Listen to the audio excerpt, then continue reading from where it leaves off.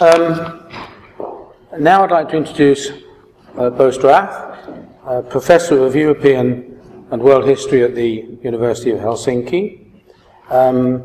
Most recent major publication, Political History of European Integration, The Hypocrisy of Democracy Through Markets. Next work will be Three Utopias of Peace, looking at Vienna, Versailles, and the founding of the European Iron and Steel Community.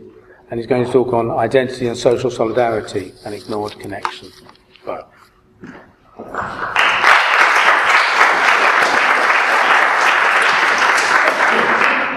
Thank you very much for the introduction, and thank you very much, Joseph and Ellie and John for the invitation. Identity and social solidarity, an ignored connection, is the title of my talk, and the subtitle is A Historical Perspective on the State of Europe and its Nations. And the State of Europe, to avoid any misunderstanding, is of course in the sense of the American President's annual speech of the Union, State of the Union speech. The 19th century nation building had both a civic and an ethnic dimension. The civic was about social inclusion, against the backdrop of observations of social inequalities and social disintegration in the wake of the spread of industrial capitalism and the emergence of wage work. The ethnic dimension was about exclusion, about the building of friend and enemy imaginings. Whether these two developments are seen in terms of identity or belonging is, in my view, not the decisive question. There is considerable overlap between them. The crucial question is to what extent they are essentialized or not. The problems begin with essentialization. However, I think that the risk of essentialization is smaller with a civic version, since there is a scope for political contentions and interest clash, an understanding of politics as pluralism and disagreement. The ethnic nationalism has more holistic claims and a sharper distinction between inclusion and exclusion. My argument is that, at least in Europe, we are moving from civic towards ethnic formulations of belonging, and from ideas of a civic Europe of the nations towards ideas of ethnic nations in Europe. From a political process of Europeanization towards political processes of renationalization.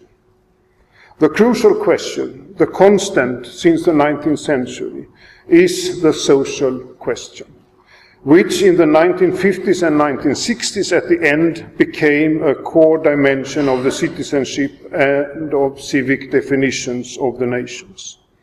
This culmination of the social has since a few decades become reverted with obvious consequences for the question of belonging and for the question of inclusion and exclusion. My argument is that the identity and belonging debate has paid too little attention to the role of the social question. The fact that for Bismarck warfare for national ethnic integration went hand in hand with welfare for national social integration has rather been seen as an exceptional case. Welfare came in the standard view with the Social Democrats. This is wrong. The social dimension of national unifications was more general than being just a German special case, and it was earlier than the Social Democrats. Bismarck's social legislation in the 1880s is well known. His old age pensions, sickness and work accident insurances were the first in the world and became the model for other countries and the basis of modern welfare states. His attempt to appropriate the vocabulary about the social from the socialists and the communists meant that he in many respects came close to their agenda. And he even had occasional contacts with the social democratic leader, Ferdinand Lassalle. But he was also keen to get rid of competition from them. Consequently, the organizations of the socialists were forbidden from 1878 until Bismarck's dismissal in 1990. Bismarck could build his social reforms on support. In 1873, a number of reform-oriented professors in political economy and sociology, like Gustav von Schmoller and Adolf Wagner, founded the Verein für Sozialpolitik, the Association for Social Politics. The political intention of the Association of Economists was fully focusing on the state. The task of the association was to become a forum in which academic, economic, and political administrative elites could communicate about necessary measures to be undertaken on the basis of social scientific research results. An urgent requirement was the establishment of a public debate about what was referred to as the social or the class question and how to solve it. State and society necessarily had to be activated in order to establish a balance between the social interests drifting apart, the professors argued. This was a sine qua non for the welding of a German nation. It was not by chance that the Verein für Sozialpolitik was founded 2 years after the establishment of the Reich. Welfare for social integration was a follow-up instrument to warfare for social, for national integration. Despite all socialist reproaches from classical laissez-faire-oriented economists who refer to the members of the Association of Kathedersozialisten as Kathedersozialisten, alluding to their academic chairs, a label which soon broke through in the public debate in Germany and abroad. The members of the association saw themselves in a mediating position between socialists and market apologetics. The Association of Social Politics did not emerge in a void. There had been, ever since the 1830s, an intense European debate on what was referred to as the social issue or the social question. The spread of industrial capitalism and contract-based wage work from Britain to the continent brought not only growing capital concentration of a new kind, but also growing proletarianization of a new kind and scale. Property went hand in hand with poverty. The ruling classes translated their experiences of the revolutions in Europe since 1789 into expectations of new threatening revolutions. The debate on the social issue was about how to confront that threat. The self-organization of the working classes under the idea of class struggle and socialism in the 1870s against the backdrop of an extended economic crisis gave the threat more dramatic proportions. The social issue became for the ruling elites the class question. The political efforts for social integration grew. This was the general European background of the German Katheder socialists. They were politically conservative or social liberal. They did not only have an external face towards the public, but also an internal academic. They all belonged to the so-called historical school, which had emerged in Germany in the early 19th century in conflict with the classical economists. The historical school rejected the assumptions of universal laws governing economic performance, the discovery of which the classical economists saw as their task. The search for the universal economic and social laws had made classical economy blind for the growing social problems in the wake of industrial capitalism, the historicists argued. The classicists never seriously addressed the social problems. The historicists argued that each country based its development on historically given norms, customs, practices, and institutions. The same problem could be approached very differently from country to country, depending on the specific historical heritage. And the idea of a historical heritage provided a link from the social definition of belonging to an ethnic view. In France, the development was similar.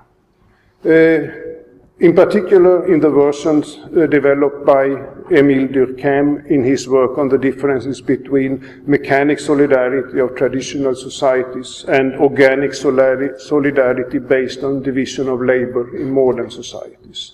With his concept of solidarity and division of labor, he demonstrated the increasing interdependence instead of independence of individuals in industrial societies. Also in French political science, there was a movement away from the assumption of universal laws explaining economic and social behavior towards historically derived theories for state intervention. On this ground, the idea of solidarism emerged, the main interpreter of which was Léon Bourgeois, who was strongly influenced by Durkheim. Ever more, protagonists found laissez-faire unacceptable and promoted reinforced state activity to mitigate the class clash. In Italy, the liberalisti among the political economists, persistent adherents of liberal theory and advocates of radical free trade, lost ground to the statalisti. The statalisti incorporated in the status of their association a list of political measures to be promoted by their association. The statalisti took in the 1870s over the debate from the liberal economists. Also in Sweden, the development was similar. The influence of the German Katheder socialists was obvious in political, economics and social sciences. In the years around 1900, conservative political science professor Rudolf Schellén suggested National Socialism as an alternative to class struggle socialism. The nation had to be organized as a home of the people, a Volkshem. Like Bismarck in Germany a couple of decades before, Schellén aimed at appropriating the language of the social and of people and nation from the socialists. The Social Democrats were not uninterested in the idea of Folkhemmet, but wanted to give the home of the people a different design. A 30 years discursive struggle about giving meaning to the concept of the people followed until the Social Democrats in the 1930s took over the priority of interpretation and maintained it for half a century. This is a case in point for what nation building in 19th century was about, at least in Europe and at least since the 1870s. A conflict between conservatives and socialists about the means to achieve national integration, which in the long run molded together the nation. National identities in the mass societies of the 19th century emerged much more through political conflict about the social and the search for political compromises than through warfare and symbol production. It was not by chance that these developments speeded up in the 1870s when liberalism faced a lengthy crisis and lost credibility. In 1873, a speculation bubble triggered what until the 1930s was called the Great Depression, with bankruptcies and unemployment. The outdrawn crisis of liberalism and the ever louder voices all over Europe for state interventions in the economies resulted in the emergence of a liberalism with a social profile. Laissez-faire lost ground. The new liberalism in Britain in 1906 and social liberalism in Scandinavia are two evidences of this development. Another special form of social integration, which combined mobilization of the working class for national purposes with exploitation and violence in the colonies, was social imperialism from the 1880s until 1914. The social trend culminated in 1914, when the outbreak of World War I activated the states for forced resource mobilization. Social integration was important for supportive home fronts. The state leaders were successful.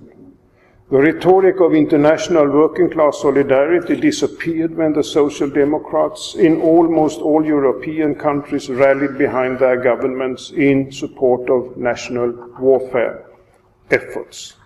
Socialism was nationalized. The war meant massive expansion of the tasks of the state, also in the social area. Experiences of how the state apparatus could be used for regulation of economies and the social services were accumulated, and a new basis for thinking the welfare state was laid. On this basis of experiences and on the additional experiences of version 2 of the Great Depression and of World War II, the 1950s saw the breakthrough of the nation states in their modern meaning as national communities of destiny, building on feelings of social solidarity, government control of income distribution through income taxes and guarantee of social standards. Bismarck's imposition of the social state had been top-down. Now it changed to bottom-up struggles for more equality. The two world wars and the economic crisis between them had increased the consciousness for social peace. Here one must add that this was the West European development in the framework of the Cold War. The potential for radical protests, in particular in France and Italy, and the threat of the Soviet Union triggered welfare politics to stabilize the Western democracies. This was the framework of Beveridge's plan, Scandinavian social democratic welfare, and the German social market economy. This was the situation when Europe entered the stage as a political actor. Not only the experiences of the collapse of world capitalism in the 1930s, but also the experiences of fascism and communism provided the interpretive framework of the time of the foundation of the European coal and steel community in 1951.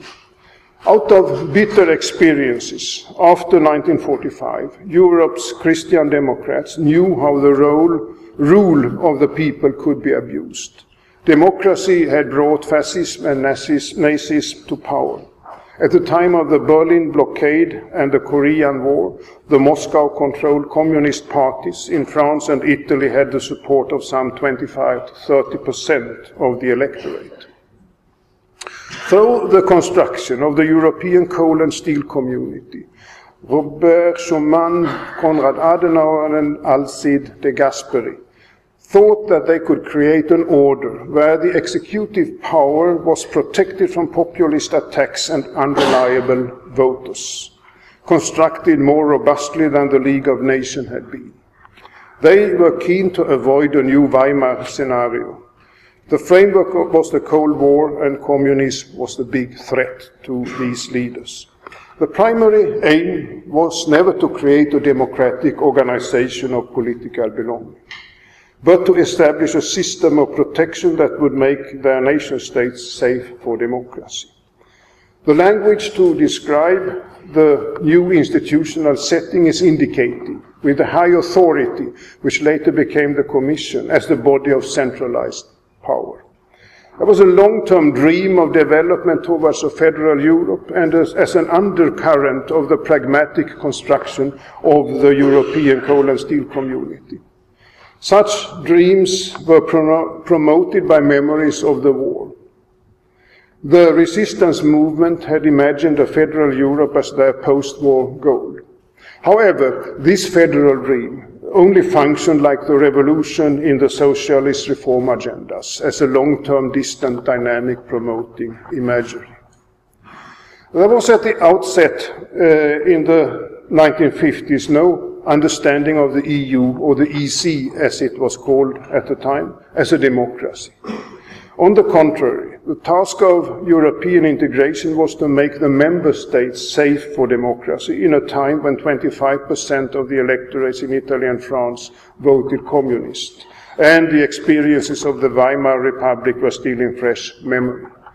Democracy was to be safeguarded at the level of the member states, not at the European level. A historical process Alan Milward rightly called the European rescue of the nation states. The crucial question then is when and how the idea of a democratic Europe and a European identity emerged. The nation states became welfare states under demarcation to Eastern Europe. There was no talk about the national identity, since the identification with the welfare-providing nation states was self-evident. The language of national identity emerged when, in the 1970s and 1980s, the stability of the national welfare states eroded. The title of Anthony Smith's book in 1971 was Theories of Nationalism. His books in 1987 and 1991 were titled The Ethnic Origins of Nations and National Identity, respectively. I argue that this move of the titles reflected the emergence of a new problem, which had, with the collapse of the economic international order created after World War II in the early 1970s, to do. The erosion of the welfare provisions provoked an identity crisis all over Western Europe, an identity crisis which brought the concept of identity on the political and academic agendas. Previously, nobody had talked about identity. The class was not understood in terms of identity, but in terms of consciousness, for instance. The nation was not understood in terms of identity, but in terms of community. The collapse of the Bretton Woods order, triggered by the dollar crash in 1971, the oil price shock in 1973, and the Vietnam War, the three events were connected, of course, provoked paralysis and feelings of crisis in Europe. The EC summit in Copenhagen in December 1973 failed to agree on anything.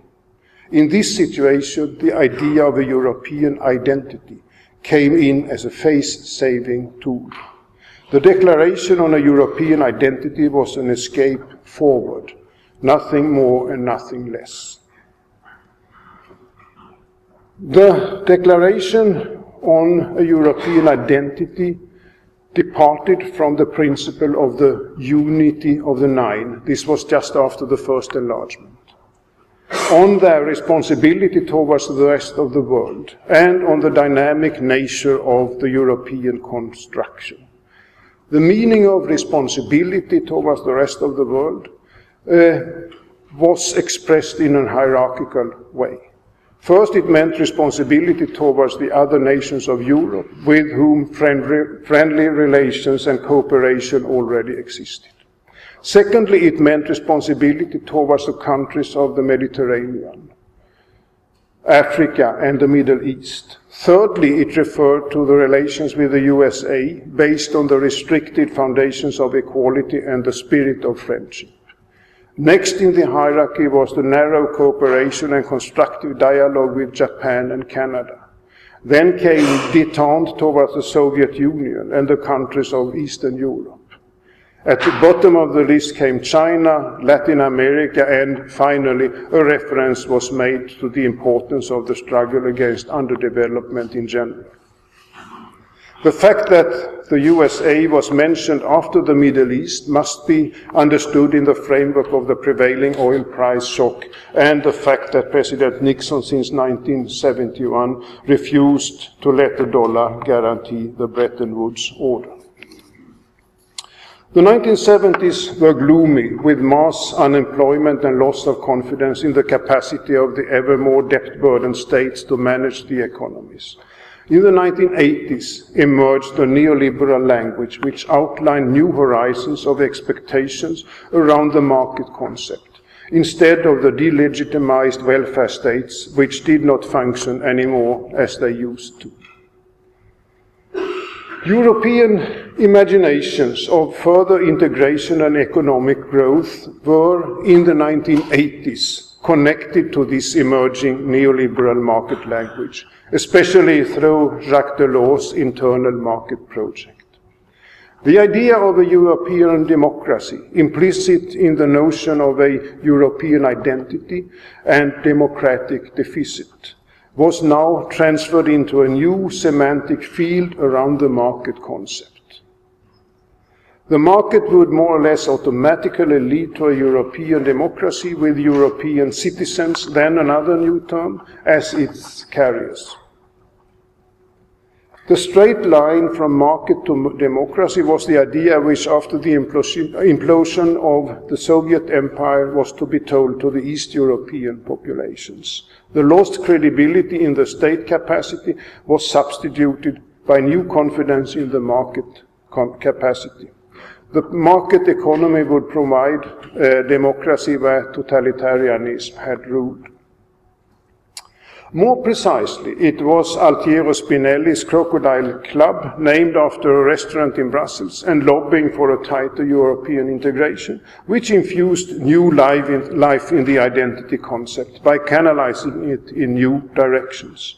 Spinelli's draft treaty for a European Union from February 1984 asserted that the citizens of the member states should ipso facto be citizens of the Union. Citizenship of the Union would be dependent on citizenship of a member state. National law was to be coordinated with a view of constituting a homogeneous judicial area. To achieve this objective, measures were to be taken to reinforce the feelings of individual citizens that they were citizens of the Union. With the introduction of the European citizenship, European identity was back on the table again, but in a new setting filled with expectations in the market. Gaston Thorn, President of the Commission, commented on the Spinelli proposal, emphasizing the need to equate the European integration with ordinary Europeans. I quote, "We have put in place measures which will make the citizens, and particularly the young, understand Europe, identify themselves with it and support it. Some simple measures with a strong symbolic content must be quickly taken." End of quotation. François Mitterrand welcomed enthusiastically Spinelli's and the Parliament's draft treaty. At the conclusion of the European Council meeting in Fontainebleau in June 1984, he stated that it was, and I quote, "essential that the community responds to the expectations of the people of Europe in singular, by adopting measures to strengthen and promote its identity." An ad hoc committee fittingly named the People's Europe was set up to look into ways of engaging the public symbolically with Europe and delivered its report in June 1985. The report dealt with important aspects of special rights of citizens, of education, culture and communication, exchanges and the image and identity of the community, which would make, I quote, "a substantial contribution to the realization of an ever closer union among the peoples of Europe." The suggestions included community model driving license, a Euro lottery, 9 May as Europe Day, a community joint study program exchange, European sport teams, a European flag, anthem and emblem in order to give the individual citizen, I quote, "a clearer perception of the dimension and existence of the community." The European identity became a matter of branding. The aims of the Committee on the People's Europe fitted in very well with the internal market agenda of the new President Jacques Delors. With the rekindling of the identity discourse in 1984-85, the connotations to a social Europe was cut. The new association was with the citizen concept, which somehow, without closer analysis, was linked to ideas of a European democracy, were connected with symbol production, and the democratic peoples were envisaged in terms of free individuals on a market rather than tied to each other through social bonds, still mainly organized on national levels. In the new argumentative chain, the market-based civil society promoted citizens who became the constituents of an emerging European democracy and identity transcending the nation through transnational attachment to Europe. The first blow to the democracy and identity through market imagery came in 2005 when the electorates in France and the Netherlands turned down the proposal for a European constitution. The link to the enlargement of the EU with the 9 new members from the former communist East European bloc was obvious. The political elites had not been particularly concerned about the increasing social differences within the Union through the enlargement, but had invested their hopes in an automatically equalizing force of the market. The voters in France and the Netherlands did not believe in these automatics. The election campaign in France was driven by the posters of a Polish plumber taking the jobs away from the French workers by selling his cheap labor on a new integrated European labor market. The collapse of the financial markets in 2008 added on a south-north dimension to the remaining east-west division of Europe. The paradox is that the bicentenary debate about the social issue in Europe silenced at the same time as the social differences and unemployment within the nation and Europe grew. The result, we know, a growing contempt for EU and a renationalization of Europe with increasing nationalism, but not like earlier building on social integration with an inclusive focus, but an aggressive and exclusive nationalism. There are 2 enemies in the new nationalist language, Brussels and cheap labor from within and without Europe. This is a different kind of identity formation, reminding of the 1930s. The idea of a federal Europe with a European identity is a dream of yesterday, a dream of the Cold War. Where the new aggressive nationalism will take Europe is unclear. I come to my final words. One of the most viable instruments for identity construction used to be the translation of experiences into horizons of expectation. The outlining of expectations and a growing gap between experiences and expectations was the view of German historical philosopher Reinhard Koselleck, the motor of modernity. The capacity to discern a past that had been different, that is worse, and a future that could be made different, that is better, through human agency, provoked the dynamics of modernity. However, Koselleck noted that this was not necessarily a perpetual movement. The realization of political outlines like republicanism, democracy, or liberalism will transform the old expectations into new experiences, but these 2 categories are not identical, he argued. There is no guarantee that the expectations come about as they were designed. As a matter of fact, they seldom do so. The hopes invested in the expectations might become experiences of disappointment, for instance. This will probably at some point in future be true also for the expectations invested in socialism and also for communism, Koselleck prognosticated in the mid-1970s, when the influence of 1968 radicalism was still strong. He did not imagine that a new kind of liberalism would come back on the experiences of the fall of communism, and that around 2010, the expectations that drove the establishment of neoliberalism in 1990s would result in new experiences of disappointment. But so far, no new big expectation.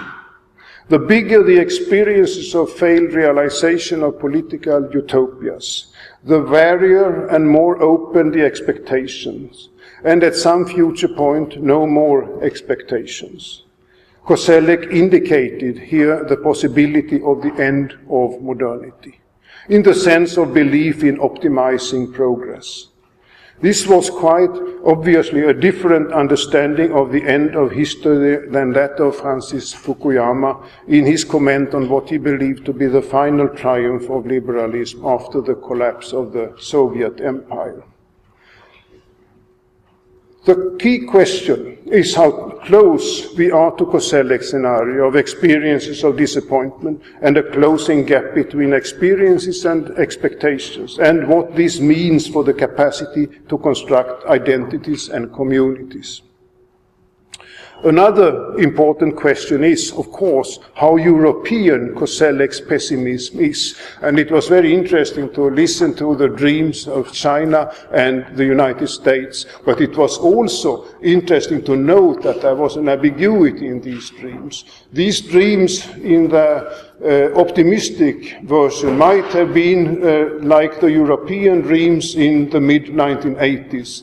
And how much is the questioning, the challenging, the pessimistic version of the dream, which Bill also referred to here? I think it is a very interesting question to see similarities and differences in Europe in this sense. But as I have already argued, the successful construction of community does not need to thematize the issue of identity, since it is just there. The proclamation of or the search for identity means that there is some problem in the social organization and in the political capacity to manage the economy. Therefore, continuity of our time is more with the 1970s than with the 1990s. The rupture on which we base our interpretation of the future and of the present is rather the 1970s than the 1990s. The expectations in the 1990s, outlined in response to the crisis in the 1970s, never reached the promised land which they were thought to do.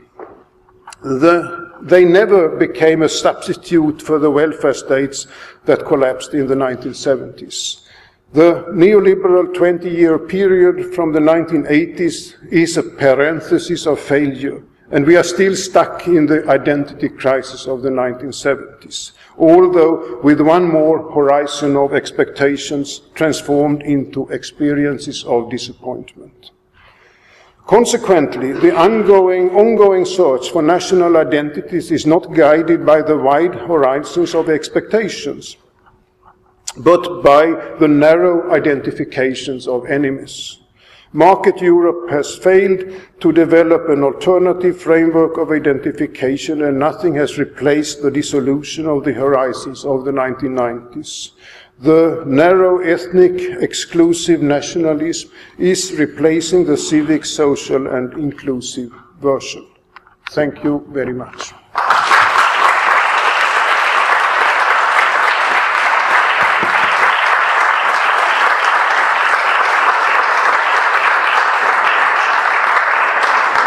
And I'm sorry for not having been able to offer a dream, I must add.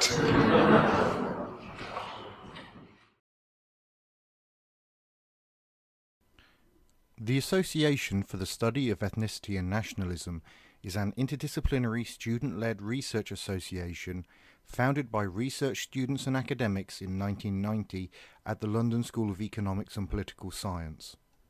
We seek to fulfill two broad objectives: to facilitate and maintain an interdisciplinary global network of researchers, academics, and other scholars interested in ethnicity and nationalism, and to stimulate, produce, and diffuse world-class research on ethnicity and nationalism. We do this through our global membership, our two leading journals, Nations and Nationalism and Studies in Ethnicity and Nationalism, our newsletter, The Ruritanian, which provides key updates on information in the field, and through our programme of events. Our YouTube channel features videos from our annual conferences, seminar series, lectures and debates. You can find us online at lse.ac.uk/ASEN, on Twitter at ASEN Events, or on Facebook at facebook.com/ASEN events.